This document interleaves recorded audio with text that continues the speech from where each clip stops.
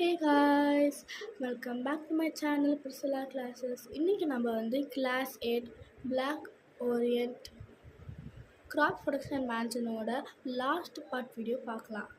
இந்த வீடியோவோட இந்த சாப்டர் முடியுது. நெக்ஸ்ட் வீடியோவில் நம்ம ஃபிசிக்ஸ்லேருந்து ஆரம்பிக்க போகிறோம். ஸோ ஃபர்ஸ்ட் இந்த சாப்டரை முடிக்கலாம். லாஸ்ட்டாக நம்ம வந்து வீடிங் பற்றி பார்த்தோம். இப்போ நம்ம வந்து தி ப்ரொடெக்ஷன் ஆஃப் கிராப்ஸ் பார்க்கலாம். ப்ரொடெக்ஷன் ஆஃப் கிராப்னால் ஒன்றுமே இல்லை. ப்ரொடெக்ஷன் ஆஃப் கிராப்ஸில் வந்து எந்த ஒரு பெஸ்டிசைட்ஸோ ஹெர்பிசைட்ஸோ அதை வந்து அஃபெக்ட் பண்ணாமல் இருக்காங்கன்னா ப்ரொடெக்ஷன் ஆஃப் கிராப்ஸ்ன்னு சொல்லுவாங்க.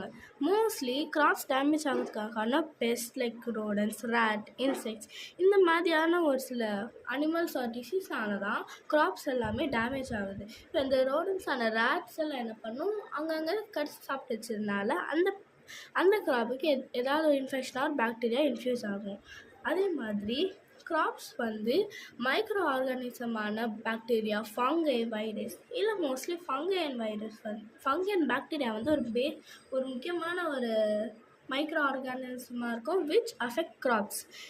இது ரெண்டுமே வந்து நிறைய டிசீஸ் கேரி பண்ணியிருக்கோம். லைக் இந்த மாதிரி ரஸ்ட், ஸ்மர்ட் அதே மாதிரி ரஸ்ட் அண்ட் ஸ்மர்ட் வந்து வீட்டில் இருக்கும். பிளிட்ஸ் இன் பொட்டேட்டோவில் பிளிட்ஸ் மாதிரி இருக்கும். அதுக்கான காரணம் பாக்டீரியா, ஃபங்கை அண்ட் வைரஸ். இதெல்லாம் வந்து கண்ட்ரோல் பண்ண 2 டைப்ஸ் ஆஃப் மெத்தட்ஸ் யூஸ் பண்ணுறாங்க: chemical control and biological control. First chemical கண்ட்ரோலில் வந்து chemical substances like pesticides, insecticides, fungicides, rodenticides இதெல்லாம் வந்து டைப்ஸ் ஆஃப் பெஸ்டிசைட்ஸ். இந்த பெஸ்டிசைட்ஸ் எல்லாமே யூஸ் பண்ணி கிராப்ஸ் மேலே வந்து ஸ்ப்ரே பண்ணி அதில் இருக்கிற ராடன்ஸோ இல்லை பாக்டீரியா, ஃபங்கை ஆர் வைரஸ் வந்து சரி பண்ணுவாங்க. ஆனால் இதுலேயும் ஒரு சில அட்வான்டேஜஸ் அண்ட் டிஸ்அட்வான்டேஜஸ் இருக்குது. அட்வான்டேஜஸ் பார்த்தா 3 தான் இருக்குது. They kill pests equally, they are easy to store and use, a large variety of chemical are available that can eliminate most pests. அதாவது பெஸ்ட்டை வந்து சீக்கிரமாகவே கில் பண்ணிடும், அப்புறமா ஈஸியாக ஸ்டோர் பண்ணிக்கலாம், அண்ட் நல்ல வெரைட்டி ஆஃப் கெமிக்கல்ஸ் கிடைக்கும். அதெல்லாம் வந்து மோஸ்ட் ஆஃப் தி பெஸ்டிசைட்ஸ் வந்து கில் பண்ணிடும். இதெல்லாம் வந்து அட்வான்டேஜ். ஆனால் டிஸ்அட்வான்டேஜஸ் கொஞ்சம் அதிகமாகவே இருக்குது. பார்க்கலாம். டிஸ்அட்வான்டேஜ் ஆஃப் யூஸிங் பெஸ்டிசைட்ஸ்னால் pesticides can develop resistance to a particular pesticide. ஒரு பர்டிகுலர் பெஸ்டிசைட்ஸ் வந்து ரெசிஸ்டன்ஸ் ஆகும். அதே மாதிரி pesticides can affect wild life when spraying in a particular area. ஒரு சில பர்டிகுலர் ஏரியாஸில் ஸ்ப்ரே பண்ணுறப்போ வைல்ட் லைஃபான அனிமல்ஸ் கூட அது அவங்களுக்கான ஒரு சில வைரஸோ பாக்டீரியா எனி இன்ஃபெக்ஷன் கூட ஆகலாம் வைல்ட் லைஃப்க்கு. அதே மாதிரி பெஸ்டிசைட்ஸ் வந்து சாயிலில் பண்ணால சாயிலேருந்து அந்த வாட்டர் வந்து ரிவர்ஸ், லேக்ஸ் கிட்டலாம் போகும். அதனால் பொல்யூஷன் கூட ஆகலாம் வாட்டர் பாடிஸில். Then they can enter food chain and build up from one feeding level to the next.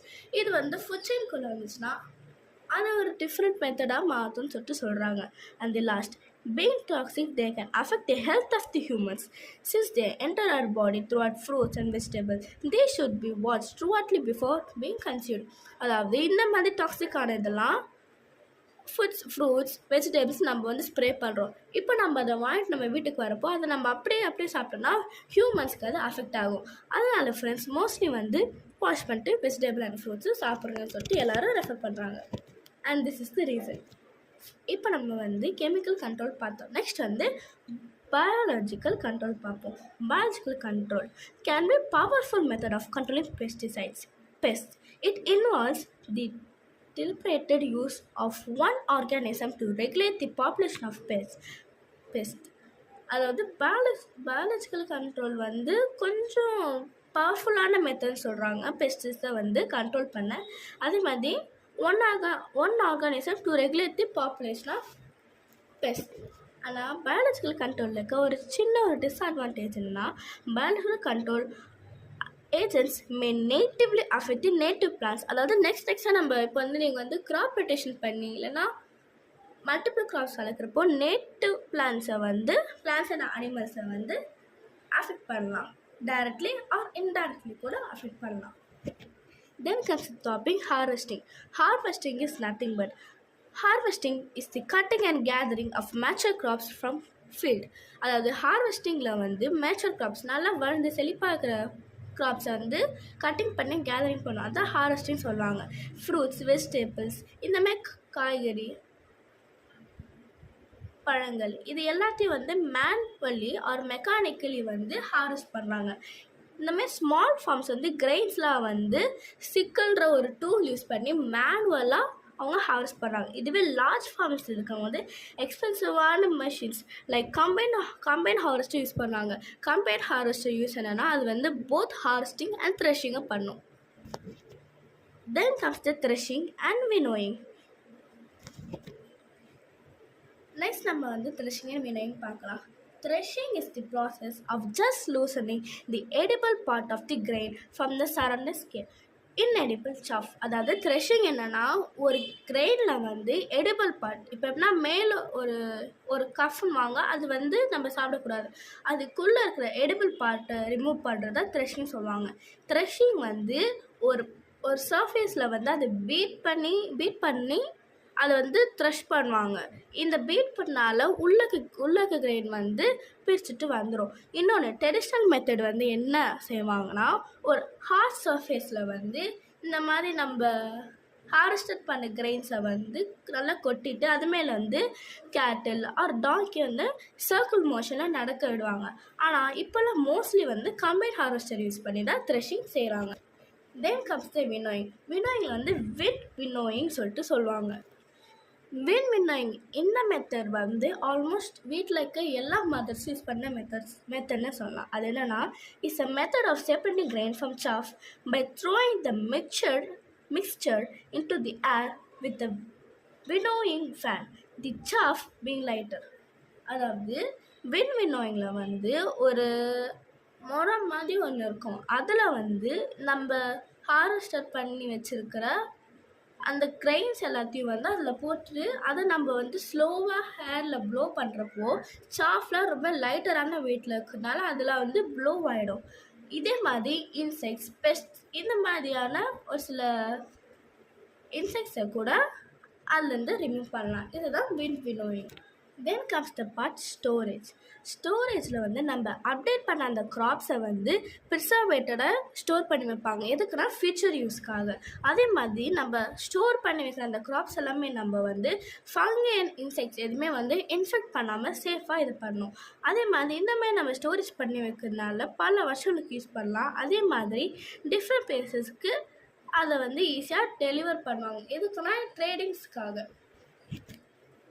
Next comes method used for storage.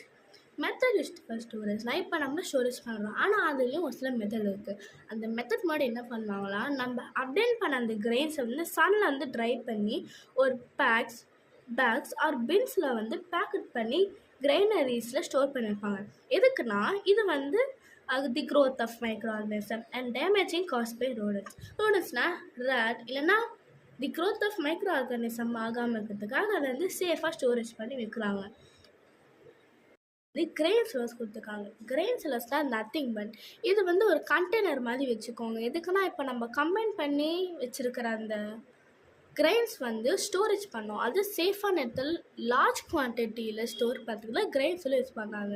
கிரெயின்ஸில் வந்து முக்கியமாகவே நான் சொன்ன மாதிரி லார்ஜ் கண்டெய்னர்ஸாக இருக்கும், ஏன்னா பல்க் ஸ்டோரேஜ் ஆஃப் கிரெயின்ஸ்க்கு யூஸ் பண்ணணும். Different stocks of grains are stored in different லெவலில் வந்து டிஃப்ரெண்ட் கைண்ட் ஆஃப் ஸ்டாக்ஸை வந்து ஸ்டோர் பண்ணுறாங்க. இந்த கிரெயின்ஸில் வந்து முக்கியமாகவே அந்த டெம்பரேச்சரை வந்து சீராக வச்சுக்கிறதுக்காக, அதே மாதிரி அந்த கிரெயின்ஸ் வந்து எந்த ஒரு ஃபங்கி சைட்ஸ் கிட்ட இல்லை பேர்டு, பெஸ்ட்டு, ரேட் கிட்டேருந்து வந்து அதை வந்து சேஃபாக ஸ்டோரேஜ் பண்ணுறதுக்கு தான் கிரெயின் சிலோஸ் யூஸ் பண்ணுறாங்க. The grain silos can be collected using stung or slides at different level. Then comes animal husbandry.